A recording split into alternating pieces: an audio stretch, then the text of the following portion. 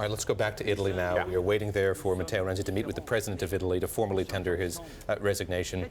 What can we expect to come after that? There was talk for some time of snap elections. I gather that has been sort of sidelined. But what do you expect the next steps to be here in Italy? So really the next step is to find a caretaker, whoever it might be. I mean, it's the current finance minister, Padoan, he's been a front runner for quite some time.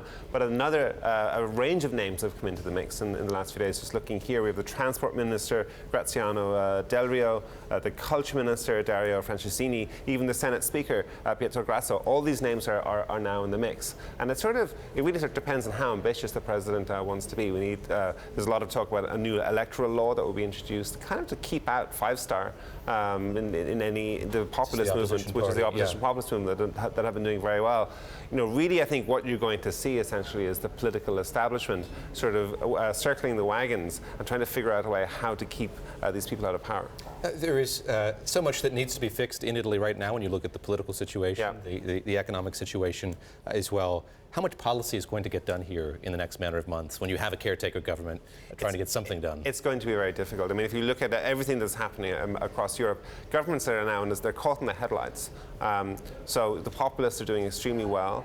If you're in power now, you're constantly looking over your shoulders, worried about putting through any policy measures that could be in any way unpopular, and all the while this is going on, you have the populists just railing at you and just saying you're out of touch, you don't understand the concerns of the ordinary worker. So Italian politicians, like your politicians across the region, are now sort of stuck in this weird paralysis. The more, the political dynamics are making it harder for them to make changes, but at the same time, those are the changes that need to be done to sort of fix some of the root problems that the populists are feeding on. So it's sort of very much a negative feedback loop at the moment. John, last question here. What's the prism through which we should look at the results of yesterday's referendum there? A referendum on populism generally, or something more domestically focused? I think it's that's a very good question. It's an important point to make. I would be careful about transposing the lessons from yesterday's referendum result onto the rest of Europe.